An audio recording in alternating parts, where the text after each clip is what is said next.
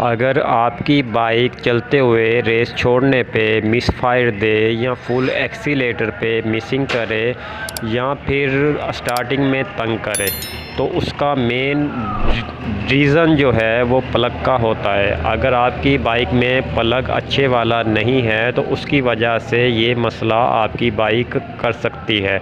तो कोशिश करें कि हमेशा प्लग जो है अच्छे वाला इस्तेमाल करें या जापानी प्लग जो है अपनी बाइक के अंदर डालें, उससे आपका ये मसला जो है वो हल हो जाएगा। बाइक का मिसफायर देना या स्टार्टिंग में तंग करना।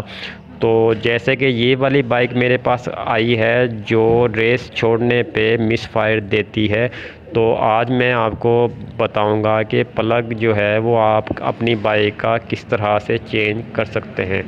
प्लग चेंज करने के लिए आपको प्लग पाने की ज़रूरत पड़ेगी या फिर 16 नंबर की गोटी और रॉड की। प्लग कैप को आपने आराम से हिला के निकाल लेना है। उसके बाद आपने प्लग पाने की मदद से या 16 नंबर की गोटी की मदद से आपने प्लग को नीचे वाली साइड पे आराम से खोल लेना है। उसके बाद आपने हाथ की मदद से प्लग को आराम से सीधी चूड़ी जो है इसकी खोल लेनी है। आज मैं आपको बताऊंगा कि प्लग को टाइट करते टाइम किन चीज़ों का ख्याल करना है।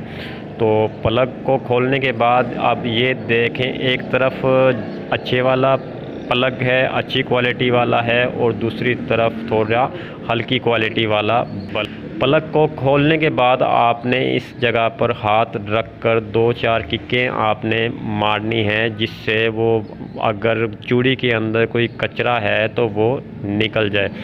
उसके बाद जिस चीज़ का आपने ख्याल करना है वो ये है कि आपने प्लग की चूड़ी जो है वो हाथ से 4-5 आपने टाइट करनी है। उसके बाद आपने पाने के साथ टाइट करनी है, क्योंकि अगर आप पाने के साथ टाइट करेंगे तो उससे प्लग की चूड़ी आउट होने का भी ख़तरा है, क्योंकि इसके हेड के अंदर सिल्वर की चूड़ी होती है जो बिल्कुल बारीक होती है, और थोड़ा सा भी प्लग गलत लगने पे लूज़ भी हो सकती है।